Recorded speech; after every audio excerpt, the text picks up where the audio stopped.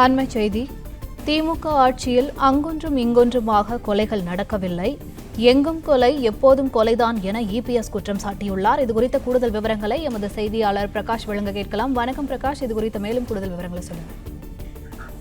சட்டம் ஒழுங்கு விவகாரம் குறித்து சமூக வலைதளமான எக்ஸ் வலைதளத்தில் பதிவிட்டிருக்கக்கூடிய அதிமுக பொதுச் செயலாளர் எடப்பாடி பழனிசாமி இன்றைய தினம் செய்தித்தாள்களில் வந்திருக்கக்கூடிய கொலை நிலவரம் குறித்து ஒரு செய்தியை சுட்டிக்காட்டி பதிவிட்டிருக்கிறார். கிருஷ்ணகிரி மாவட்டம் ஊத்தங்கரை அருகே முதியோர் கொலை செய்யப்பட்டு மூதாட்டி மனைவிக்கு பாலியல் வன்கொடுமை செய்யப்பட்ட விவகாரம், சென்னை திருசூலத்தில் குடியிருப்பில் தங்கியிருந்த இருவர் படுகொலை செய்யப்பட்ட விவகாரம், தென்காசி மாவட்டம் சங்கரன் கோவில் அருகே விவசாயி படுகொலை செய்யப்பட்ட விவகாரம், இப்படி தொடர்ச்சியாக வரும் கொலைகள் தொடர்பான செய்திகள், பாலியல் குற்ற செய்திகள் மக்களிடையே அச்ச உணர்வை அதிகரித்திருப்பதாக எடப்பாடி பழனிசாமி பதிவிட்டிருக்கிறார். முதியோருக்கு வீட்டில் பாதுகாப்பு இல்லை என்பது எவ்வளவு கொடூரமான நிலை, இதற்கெல்லாம் பொறுப்பேற்க வேண்டிய முதலமைச்சர் மு க ஸ்டாலின் கடந்த 5 ஆண்டுகளில் ஒரு முறையாவது சட்டம் ஒழுங்கை பற்றி வாய் திறந்து பேசியுள்ளாரா என கேள்வி எழுப்பியிருக்கிறார். தென்காசி விவசாயி கொலையில் காவல்துறை ஒருதலை பட்சமாக செயல்பட்டது என உயிரிழந்த விவசாயியின் மகன் தெரிவித்துள்ளார்.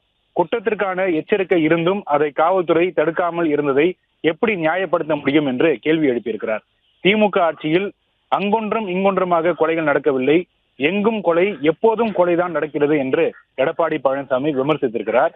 தான் சுட்டிக்காட்டியிருக்கக்கூடிய கொலை நிலவரம் தொடர்பான செய்திகளில் மேற்கூறிய அந்த வழக்குகளில் குற்றம் இழைத்தோர் மீது கடுமையான சட்ட நடவடிக்கை எடுக்க வேண்டும் என்று வலியுறுத்தியிருக்கக்கூடிய திரு எடப்பாடி பழனிசாமி தனது ஆட்சியின் கடைசி நாட்களை எண்ணிக்கொண்டிருக்கக்கூடிய திமுக அரசு இருக்கும் கொஞ்ச நாட்களிலாவது சட்டம் ஒழுங்கை ஆக்கப்பூர்வமாக காக்க நடவடிக்கை எடுக்க வேண்டும் என்று எடப்பாடி பழனிசாமி வலியுறுத்தி இருக்கிறார். பிளே ஸ்டோர் மற்றும் ஆப் ஸ்டோரில் இருந்து பாலிமர் செயலியை QR கோடு மூலம் பதிவிறக்கம் செய்யுங்கள்.